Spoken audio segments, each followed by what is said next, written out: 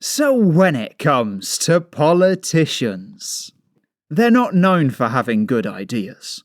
Because you must admit, the ones at the top are not very smart, and the ones at the bottom aren't very bright either. But judging by this question today from this conservative politician, I don't want to say it's a good idea, but it's interesting. It is definitely interesting. Because he asked the Minister for the Cabinet Office, and I'm gonna try and pronounce her name in a moment, so stick around for that one. But he wants to know whether he has made an assessment of the potential merits of abolishing the Home Office. And I got it, straight out the gate. It's quite impressive for a politician to just be that brazen and that open. Usually there's some sort of ulterior motive. You'll get some politicians try and convince you that going to war is a good thing. Then you'll get other politicians try and convince you that migration is a good thing. And half the time, like I said, they've got ulterior motives.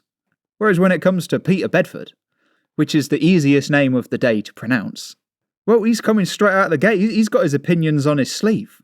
He's telling you exactly what he wants. And he's not giving us time frames. Be interested if he said, I want by the end of the week. No, or I'm going to do it myself.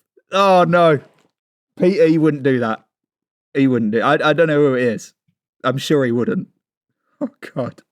Give him 7 days. It'd take him longer to respond. What am I on about? You just get the letter and it's just charred. Come on now. Come on. Peter didn't do anything. But we've got Miss Abina Apong Asari. And I reckon Abina Apong Asari. I'm not saying it's a good name, but I think I got that pretty spot on. But she says that there are no plans of this kind. And truth be told, it's kind of a downer, really.